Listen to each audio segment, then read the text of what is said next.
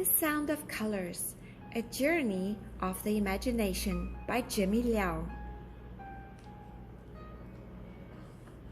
The Sound of Colors. A year ago, I began to notice that my sight was slipping away. I sat at home alone and felt the darkness settle around me. But today, I walked outside into the thin gray rain and made my way to the subway. I have a journey to go on. There are some things I need to find. I walk down, down, down to the subway platform where the wind never blows and the rain never falls. Waiting for the train, I start to wonder if all the subway tracks in the world joined together, then where would I go? Anywhere I can imagine. I push my way onto a train full of people. Do they all have someone waiting for them at the other end? The train shudders to a stop. The doors slide open. I don't remember what this station looks like. What will be around me when I step outside? I climb the stairs toward the exit, careful that I don't trip and fall. As slowly as an elephant, I plod up and up, peacefully, patiently, one step at a time. When at last I walk out of the tunnel, I can't see the light, but I can feel the leaves falling like sunshine all around me. I've heard a story that somewhere nearby, one golden leaf is buried. I want to pick some apples, heavy in my hands with their juice. They'll smell sweet and red. They'll taste plump and round. Back underground, the train scoops me up and, like a memory, carries me along. A new station, up the stairs again. What if I stepped out into an ocean? I dream that I know the language of dolphins, that I can hear the secrets of the sea. I've forgotten how blue the sky can be, but in my mind, I still watch the clouds change shape. I never noticed before that the train in the tunnel sounds like waves against a distant shore.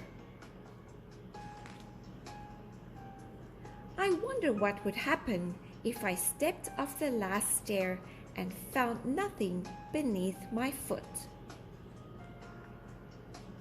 Maybe the air would teach me to fly, just like it teaches the birds.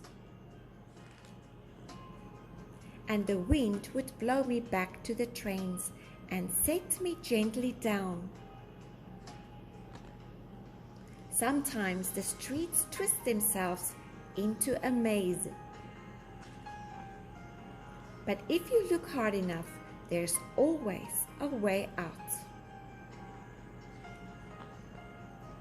I'll never know if this station is the same as it was yesterday. Did it change overnight?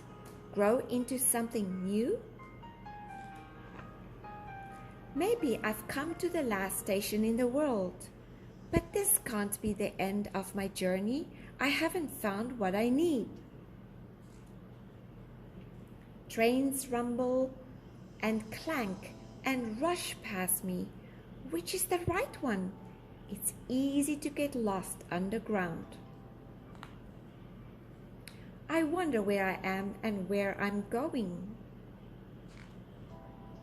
And if I'm getting closer to what I'm searching for. A little boy asks me how to get home. I'm looking too, I tell him.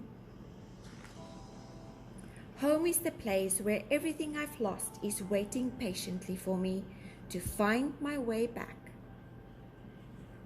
The last thing I lost was the light, as if somebody played a joke on me, turned off the switch. I tried and tried, but I couldn't find it again, so I went forward, step by step, into the dark. Now I listen for the sound of the colors I can't see. I try to smell the shapes, taste the light and dark. And I hope to find a friend who will read me a poem while the window fills up with sunset. There must be someone who will sit beside me, sip tea, tell me her hopes for the future, and listen to mine.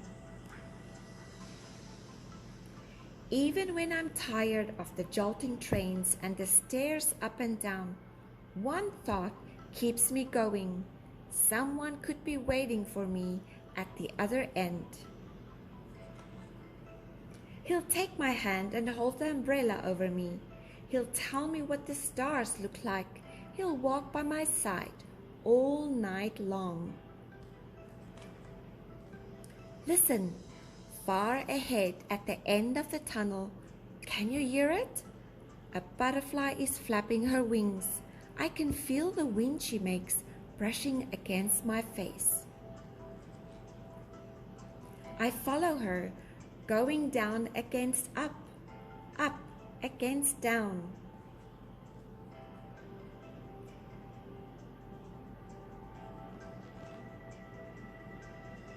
Straining to hear the delicate sound of her flight through the clamor of the city. Because I think she can show me where I could find a juicy red apple or a single golden leaf. She'll take me to the friend I need to find. She'll lead me to the place where all the colors are.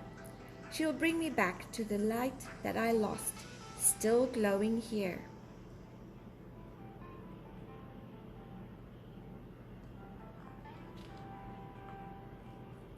In my heart.